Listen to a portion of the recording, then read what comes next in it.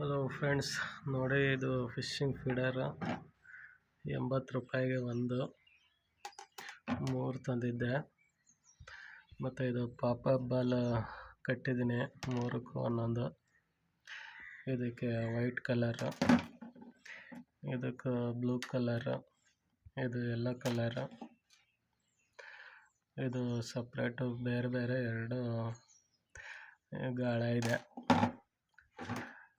ಮತ್ತು ಇದು 50 mm line use ಮಾಡಿದ್ದೀನಿ.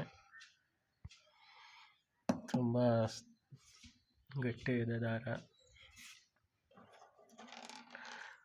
ಇದು ಕಲರ್ ಪಾಪಪ್ ಬಾಲ್. ಈ ಯೆಲ್ಲೋ ಕಲರ್ಗೆ ತುಂಬ ಒಳ್ಳೆ ರಿಸಲ್ಟ್ ಇದೆ. ಮತ್ತು ಫೀಡರ್ಗೆ ತುಂಬ ಫುಡ್ಡು ಹಾಕ್ಬೋದು.